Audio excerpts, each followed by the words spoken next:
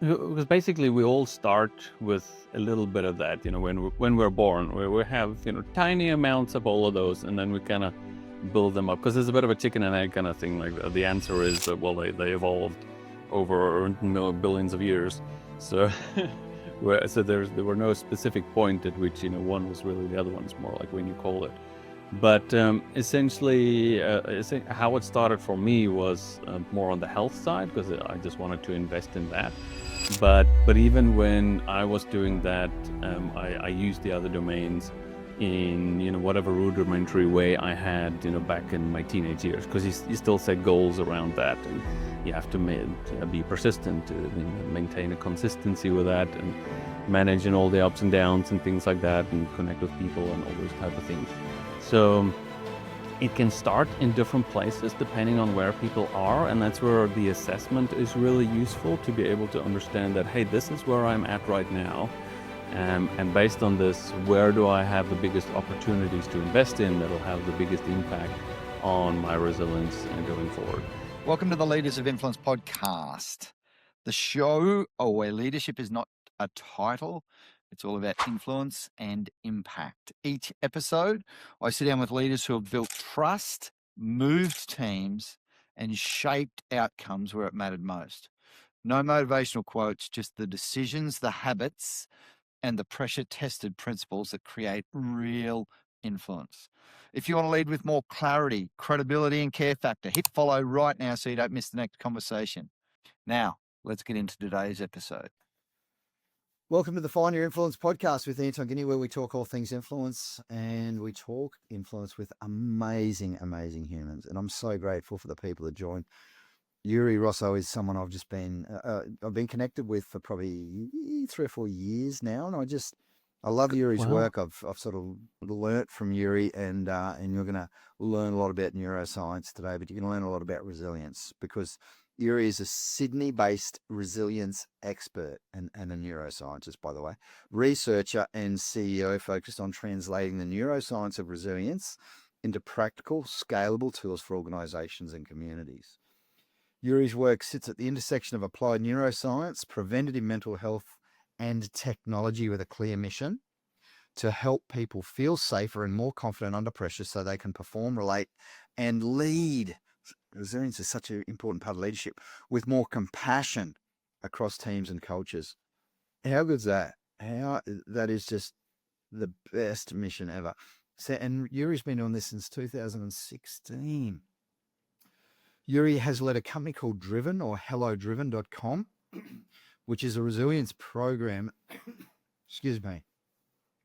and technology platform that combines in-person coaching, AI now powered virtual coaching, and psychometrics. The positioning is notable. It's not well-being content, which I love, but a measurement plus behavior change system designed to be highly automated and scalable, with organizational reporting and analytics. And I am a qualified coach for Jurie, basically, and the program that Jurie has, we've trained in. So that's why I've been busting to talk to Jurie on a podcast and go a little bit deeper on this topic. And that would have just shown up then. Jurie Rossouw, thanks for coming. Is there anything else in your bio that I've forgotten? Pretty please. There are a lot of things that I forget as well, but I think that generally covers it. So thanks for the intro, and thanks for having me on. Oh, mate, great that you could make it. Tell me, where's the accent from, Jurie? What's your background? It's a big mix. I'm originally from South Africa, but I think I watched a bit too much American TV and movies when I grew up, so it all just got mixed up along the way. Because I've been in Australia longer than I lived in South Africa, so it's, Gotcha. Who really knows anymore? I'm just here, a citizen of the world or something. Citizen of the world. I like that. Well traveled. Jurie, so before we talk, I guess, resilience, because I know that's your bent, and we talk about influence on this podcast, I'd love to just get your take on the word influence, because you're a neuropsych and you sort of know how the brain works. So what does the word influence mean to you, please, Jurie? For me, I think it's more of the idea of educating people to help them make better decisions and to guide their decision making towards something that is valuable and useful to them. And that's essentially a lot of what I try to do with like the concept of resilience and trying to have some influence around that is to educate people on something that they don't necessarily understand very well. Because resilience as in a general concept is just something that is heavily misunderstood. And there's a lot of different misconceptions around it. So for me, it's really about how to shape the information around that to build more credibility around what the concepts really are, to help people understand what's the practical value of that, to really make it useful to invest in and see that if I invest my time in this can actually have a whole lot of benefits for me and the people around me and the organizations that I lead, the people that I support, and so on. And through that, I think that kind of making it clear what the benefits are of something is a useful concept in leadership in general, to be able to show that, hey, this is a good path forward, join me on this path. And through that, providing that kind of clarity for more people, that allows more people to come along and join in to achieve whatever big mission you want to achieve in your life and organization or whatever it is. Mate, what great definition. Thank you for sharing. That's fantastic. And you didn't even use the word impact or inspiration, which most people do when they. So that was really, really unique definition. So thank you for sharing. Sure. In saying that, let's now jump to resilience, because it's we do so much work with your tool, which is Resi Coach, which I'm hopefully you can unpack during this at some stage, and when we're trying to unpack this thing as well, which is really, really cool. The brain, for anyone that's listening. So you said, as part of that definition, you want to influence how people feel about resilience, because it is a misunderstood topic. I love your definition, but I'll let you share your definition, those 3 words. Mate, what is resilience then? What do you mean by that term? Yeah, so the resilience, and I think the big thing to start with is there's a lot of misconceptions about resilience, just toughening up and just deal with it and push things down and move on, and that's really something we need to start to move away from. And I think generally, as people start to become more educated about resilience, we're starting to make some headway there, because yes, the definition that I have for resilience is to advance despite adversity. So essentially those are the 3 words I believe you're referring to. 100%. And that really, it essentially means we're always moving towards something that's meaningful to us. We don't necessarily even need to wait for adversity. We can prepare ahead of time to avoid it altogether if possible. And being able to be more prepared that when adversity comes up, we'll already have some of the tools to be able to deal with that effectively. So what resilience really then starts to mean for us is it is an effective way of self-care to enable our personal sustainability in the long term. And that I think is such a bigger concept that so many people, well, basically everyone can really benefit from, because we all deserve to have that investment in ourselves and to look after ourselves well. And that means it's not just toughening up and dealing with whatever's going on, but it's actually investing in ourselves so that a lot of the challenges that we face don't actually feel like such big things anymore, because we have better perspective, we have better tools to be able to deal with that. And through that, it enables us to feel better as we go through life and deal with all the little things along the way.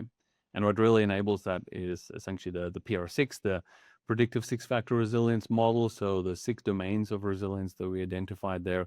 And essentially these are groups of critical life skills that we all really should know. And ideally we should all be taught this in schools, because this is, as much as there's, academic knowledge to gain, that's essentially the mental knowledge that we all really need to be able to deal with just everything in life. So those 6 domains are vision, which is essentially our sense of meaning and purpose. So this one kind of sits at the top, because if we know what's really important to us and we're setting goals and staying motivated through that, it guides what we actually put our energy into with all the other domains.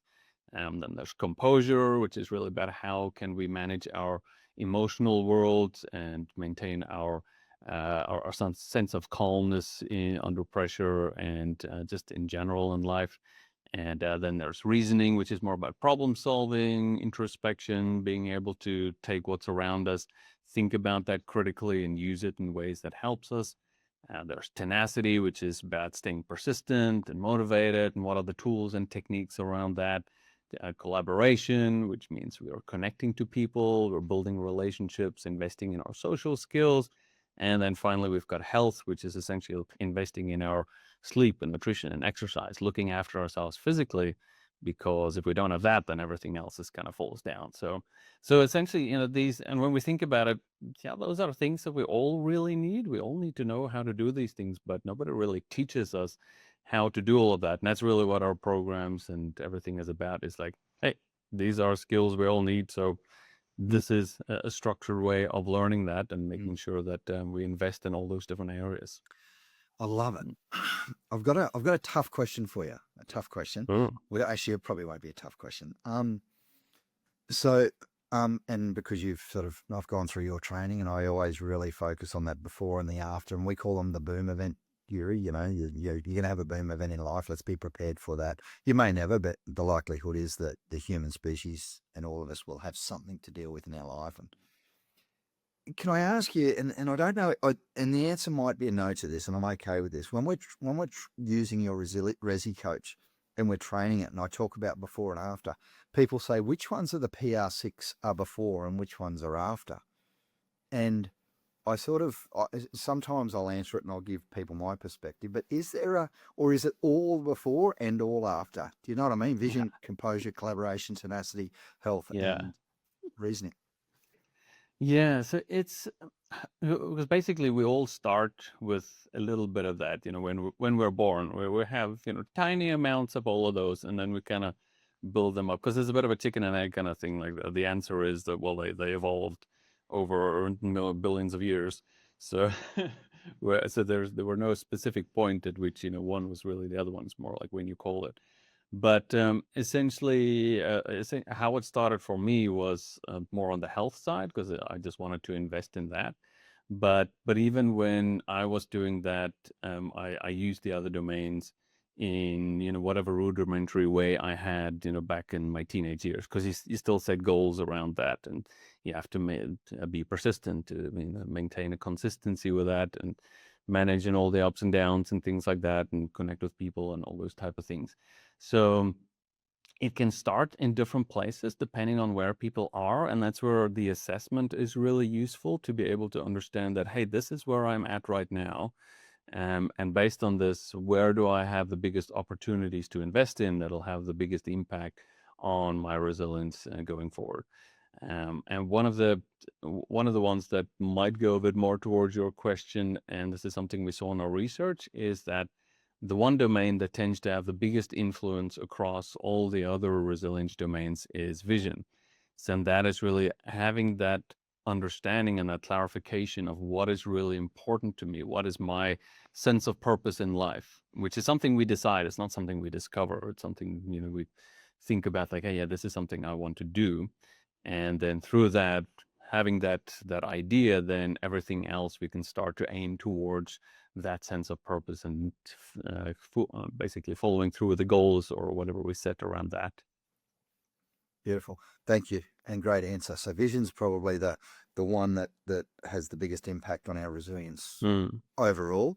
Yes, you measure all six in the Resi Coach tool, but at the end of the day, it's really the whole six that we probably should be working on at all times of our existence and our evolution, so that we are ready for boom events, both before and after, so that we can advance despite adversity. Jurie Rossouw. Love it. Jurie, while we're on resilience, before I ask you who influenced you and who got you into things like brain research, mate, we talk about the National Resilience Index in Australia, and in the Resi Coach, you use the population sort of as 70% in general terms, that the population is about 70% resilience. Can you just talk through, I guess, at a reasonable level, probably not a neuropsych level, but, maybe around the NRI and what that means to Australians? Please. Yeah, the National Resilience Index is something that mainly all comes from my curiosity about, like, what's going on in the world, what's going on in Australia. as all these big things happened, especially where it started was around the pandemic, to see what was the impact of that, and how does the population kind of respond over the on a quarter to quarter basis over the years. And that's where, prior to the pandemic, the average level of resilience was around 70%, measured with a PR6, and that was around there for a good while. And then with the pandemic, that dropped down quite a bit, I think towards 60% or something. And that's a big shift in general, just in people's capacity to deal with different kinds of challenges that comes up. And then through the pandemic, we saw all kinds of ups and downs, but then afterwards we still started to measure that, to see what happens on an ongoing basis, and in particular, what's the difference with the domains as well. For example, in Australia, the composure domain is quite low compared to the rest of the world. So there seems to be some general skills we can build there in terms of how do we manage our emotional responses to a lot of events in life. And the domain that we tend to be highest in Australia is health. So it seems we are a bit more active than the rest of the world, and we do a bit more investment there. So we've got our ups and downs, and that's interesting to see. More recently, we started to include the United States as well. So we've got a bit of a comparison there with how Australia fares compared to the USA. And in the US, we see their own trends there, where vision is very high. So they've got much more of a sense of clarity about their purpose and what they want to do, those type of things. But collaboration there tends to be the lowest domain, which in some ways might make sense, where people feel there's much more of an individualistic culture, more everybody doing their own thing. So these give us interesting insights to be able to understand what's going on with people more broadly, and the way that I'm feeling, is that how a lot of other people are feeling as well. And does that then open up opportunities to connect around that, build skills together, and invest in the right things, so that we can, as a society, start to raise our resilience overall. Right, beautifully answered. Thank you so much. And talking about collaboration, let's hear from our sponsors who are good enough to sponsor this episode, and we thank all our sponsors. Now, Jurie, coming back to the topic of resilience, the topic of influence, what got you into this field? Where did you, was there a neuroscientist that you went, well, I'm going to do that? Who influenced this journey?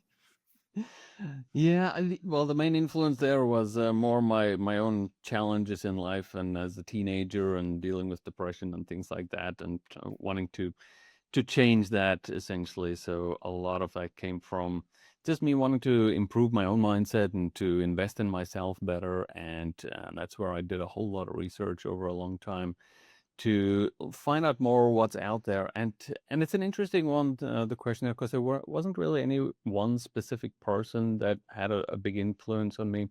It was essentially just taking a whole lot of things from a whole lot of different people and combining that together. And that was part of the things that frustrated me a little bit, and that got me to actually create a program, because it took me about 10 years of just getting little bits of pieces here and there, and research and things together, to create something that really helped me and changed my mindset, and gave me a much better experience of life in general. And then I thought, it's taken this long, and it shouldn't take people this long to learn all of these things that everybody should really know. So how about I just kind of put them together myself into something that I wish that I essentially had access to back when I was a teenager, or in my 20s and so on. And while I can't time travel just yet to give it to myself, I can at least make it available to everyone else, and make it easier for other people to learn those skills. So that's really what got me into it, and what got me to actually then create Driven and put all these tools together, because it's and short of it, it's basically just what I wish that I had. Well, you're doing amazing work.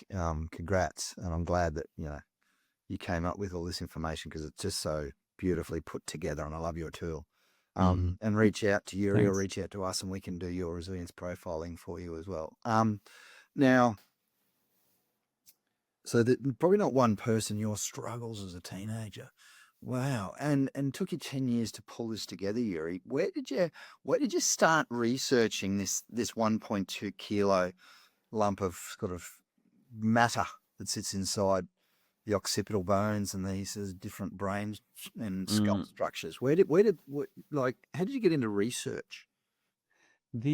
Well, initially it was really just me wanting to get a better understanding of what actually works, because there was so much information out there and so many people talking about all these things that it can be a bit hard to just figure out like what actually is proven to make a real difference. So, and that's where I just started more casually reading research papers and looking through what's actually going on out there, what's the prevailing science, and through that start to put that together into something that actually worked for me. So, and it was basically that just kind of led me over the years to just do more and more research and to read more, and then eventually do more studies and that direction, and then eventually publish some research papers around that. So basically at that point it was around 20 years later of doing this, reading papers and all that, and then putting together the first research paper, which was the Predictive Six-Factor Resilience model that we published in 2016. But even with that, like I originally wanted to use someone else's model, and I was looking at other people's models, and I couldn't find one that also incorporated health as a component of resilience, even though I think there was so much research out there at the time that showed that health is an important aspect of mental health. So physical and mental, they're all very much connected and support each other.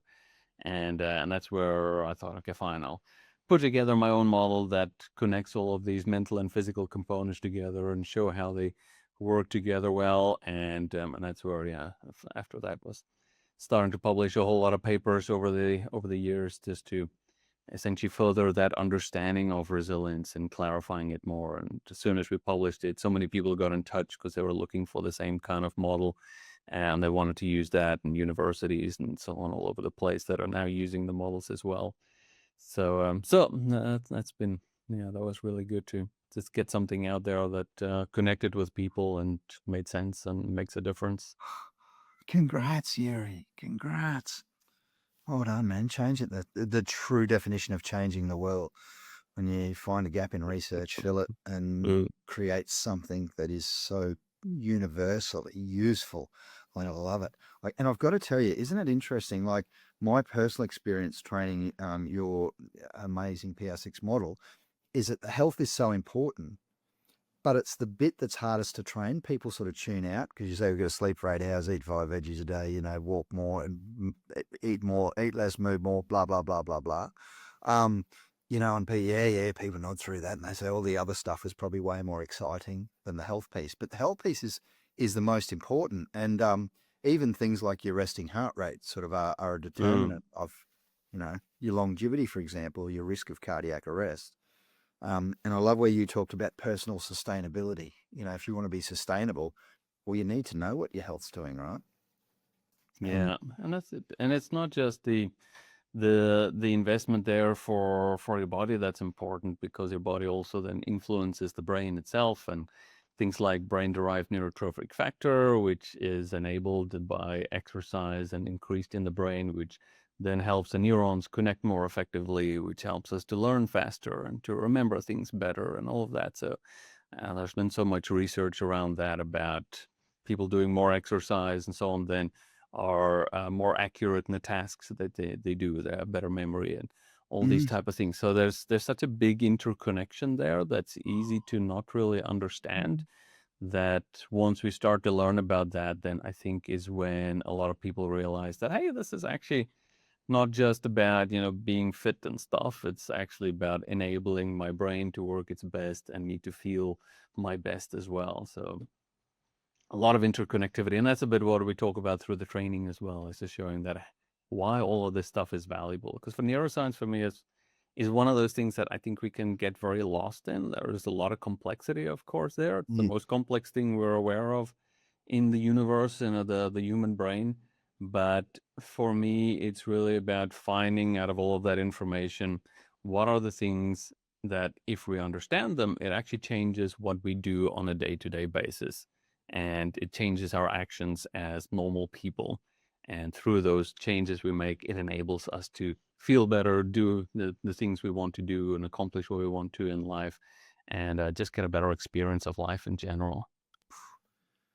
Team, if you're listening or viewing, you heard it first here, and I just, it's probably a question I've been busting to ask Jurie for probably years, and I've just got a great answer, and I hope this is helping you, that everything you do with your body impacts your brain, impacts your thinking, impacts your clarity, your idea generation, and I think, and of course your resilience. And so, for me, the light bulb's just come on for me. I'm going to change the way that I sort of coach and train this topic now based on this conversation. So it's just phenomenal when you hear someone like Jurie speak and just get the levels of knowledge below the concepts and the content is huge. So I hope you're enjoying this conversation.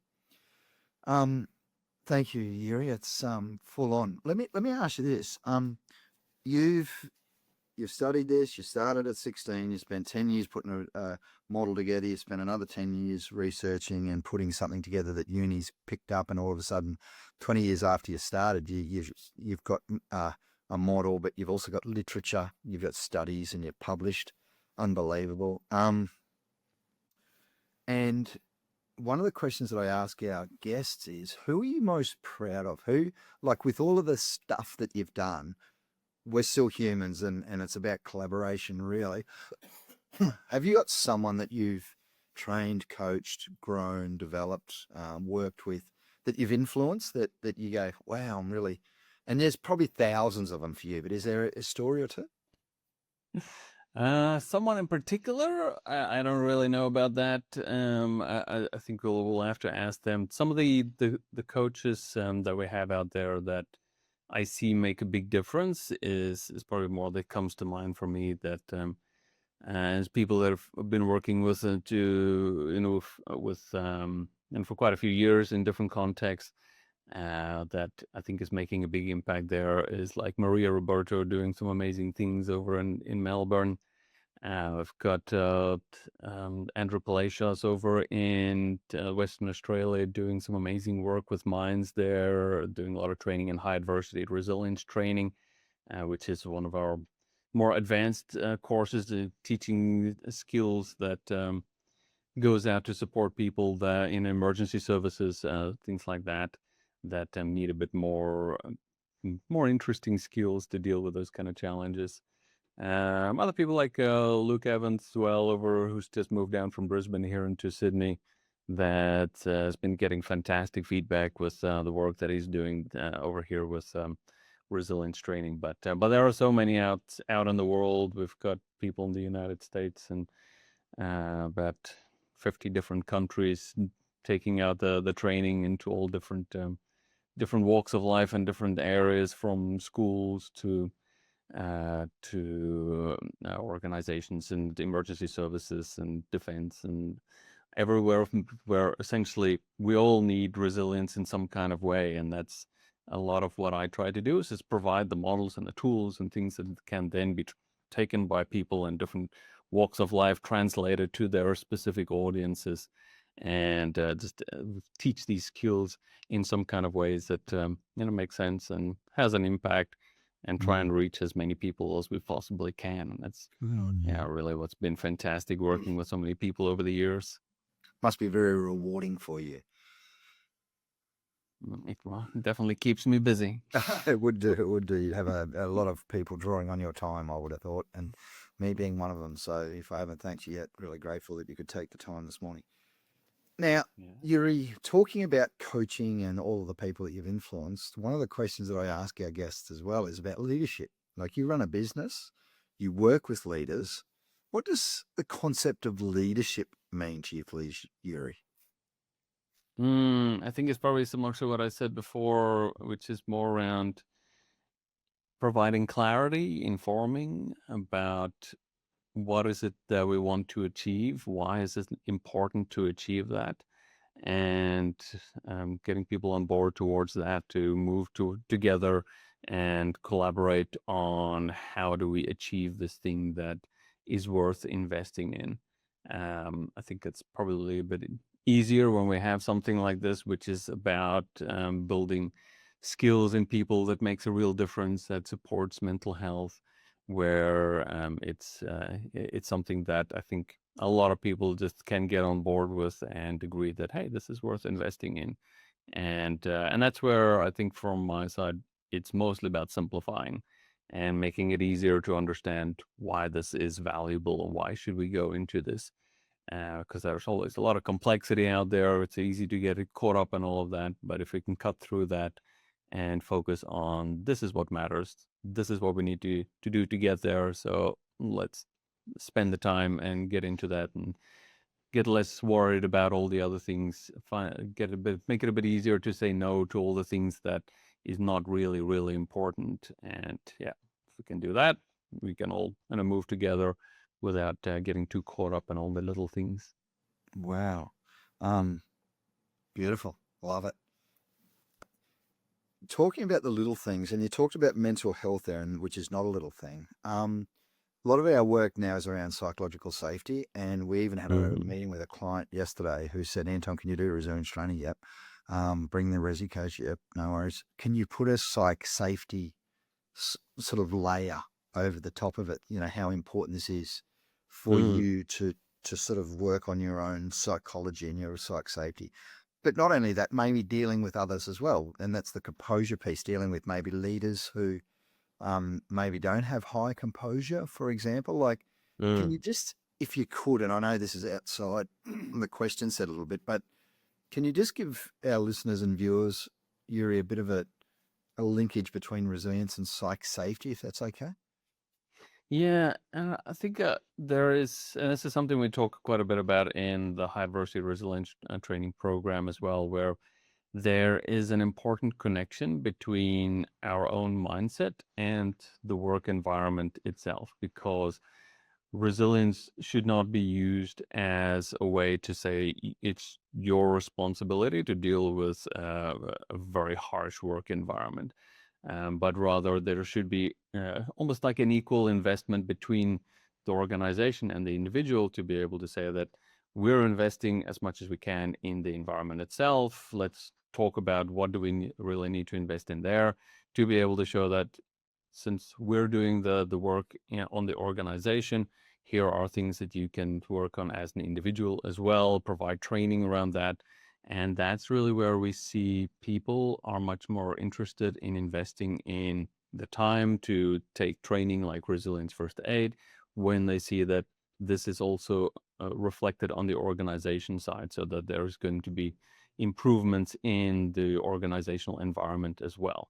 So we have an assessment called JSEC, which is job satisfaction, engagement, coworker connection quality, and work context. So it's a whole big, wide assessment there that essentially measures the psychosocial safety hazards as well. That is essentially something that all the organizations in Australia need to do now as part of the legislation, but basically allows us to track what's happening within an organization across all of those hazards, where are we at? And through that, start to address the key areas that stand out so that there's an understanding as an organization that, yeah, this is where we are now. These are the specific things we need to invest in. We need to start taking some actions on, talk to our staff about to make sure that we create a psychosocially safe work environment. And that then, if we support that with resilience training for individuals to enable their own self-care through those 6 domains of resilience, that's when we can create a really healthy environment where people feel good within themselves. They've got the skills personally, but also we're creating a good working environment where they can be resilient in, which is important because there's that distinction that it shouldn't be a work environment that requires resilience. It should be a work environment that supports resilience. And that's a big shift to try and make to be able to work towards that, because when we can create that, that is when you have employees that do really well, that thrive, that wants to stick around, wants to invest in themselves and the work environment because they can see that, hey, this is a good place to be. And the leaders are serious about creating an environment that's important. And that's, of course, where investing in these skills for leaders is really important. So doing this kind of training to make sure that, they have that capacity to be able to lead by example and to show that this is how we can create a resilient culture. And it starts essentially with them being able to show that, hey, I've done this stuff, I've taken this investment in myself, and it's worthwhile. And I really support this for everyone else so that people can see that, okay, this is going to be an organization-wide thing rather than just me having to be stronger all by myself. So that's the big difference, is that it's got to be, everyone coming together for this. So the ideal that we're really working towards. Organizations shouldn't require resilience, they should support resilience. Jurie Rossouw, Big top distinction. of the class. That is phenomenal. Thank you so much. That's, again, for all our listeners and viewers, I hope you're sort of getting some gold for that. If you're a senior leader listening, how can you support resilience, not making an expectation that your team members will just have to be resilient to deal with an unpsychologically safe organization. And in 2026, we're legally obliged to do that, but we're also morally obliged, I think, really. Yeah, cool. Exactly. So, Jurie, big question. Where to from here, mate, for you? Like what's your big vision? Vision is a big part of resilience. What are you trying to achieve? Do you want a global, resilience score, or what's next? Yeah, so that's really a big idea. We want to try and understand resilience across the world and be able to give people more specific insights into what's happening around the world, but also be able to take so much of the information that's out there in the world, put that together into something that enables us to have more deeper personal insight. So there's some research projects we have underway that will come along and they'll announce as they come out. But being able to really understand people better, to be able to identify more precisely what can we do to support individuals on their own journeys, and what can be most impactful for us on an individual basis, using all of that research and knowledge and assessments that's out there already.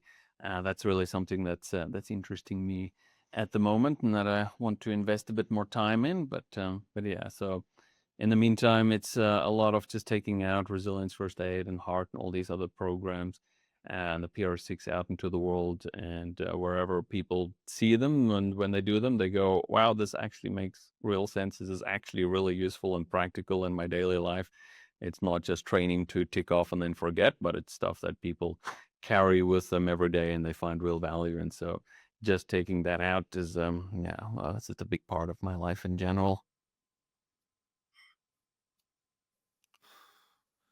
Mate, well, you certainly mission driven, Jurie. And for anyone that missed the introduction, to help people feel safer and more confident under pressure so they can perform, relate, and lead with more compassion across teams and culture. And of course, have the tools to develop their resilience in a very, pragmatic way, let's say, to operationalize, to proceduralize, to process the development of your resilience. Wow. Jurie, I'm just so, this is just, such an amazing conversation. I really enjoyed and I'm really grateful that you could join us, mate.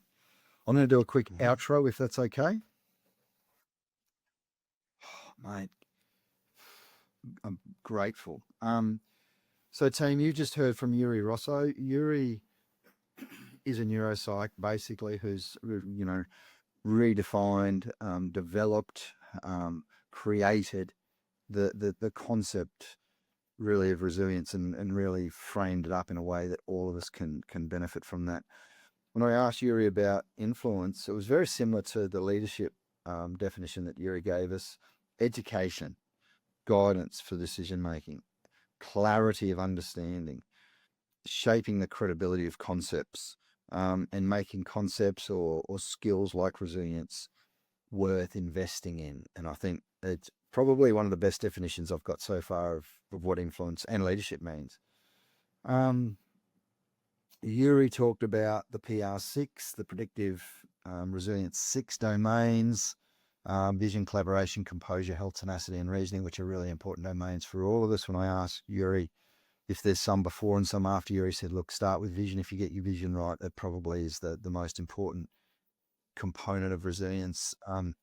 Jurie does some study around Australian and now the US resilience score, which is really important in Australia. And this is probably not news to someone like me who does leadership coaching, and the composure in Australia is low. And I wonder, and maybe I'll ask Jurie a question one time, how much it's dropped since COVID, because since the pandemic, we had so much anger and aggression, and we get on a Qantas plane now and they've got to ask us to be respectful to their staff, and I think, yes, we're good with our health, but at the end of the day, I wonder, what more we can do with our emotional state. EI training is probably another good skill to learn. You talked about interconnectivity between our health and our mind, which is really, really cool. And then we finished off on psych safety and psychological hazards in the workplace. And I think 2 lines that I'm going to commit to memory: that organizations shouldn't require resilience, they should support resilience. That is gold. And I hope you've got as much gold out of this conversation, everyone, as I have. And I'm going to stop the recording now. Jurie, any final words, questions, queries, or statements for our amazing audience? No, the main thing I would say is to rethink resilience and to start looking into this concept of resilience being a very effective blueprint for sustainable self-care. That concept, I think if we start to think about it like that really starts to highlight why it's useful to invest in it and assess it, understand it within ourselves, and to track that over time. So that's the thought I would leave with. Team, join us on our next episode of Find Your Influence. Thank you for listening to the Leaders of Influence podcast with Anton Gimp. And if this episode gave you even one idea that you can use this week, can you please do me these 3 things? Follow the show so you never miss an amazing leadership conversation. Share this episode with one leader on your team or on another team who you think could benefit from it. And if you want the full framework, the full experience, and to dive deeper, grab the book Leaders of Influence. By the way, that book's been a week on the bestseller list. It is built to help you lead with conviction, earn buy-in faster, and drive execution without having to chase people. If you want to bring leaders of influence into your business, if you want to have a conversation around how you can create leaders of influence, reach out. Let's talk. The links to connect with us are in the show notes. See you on the next episode.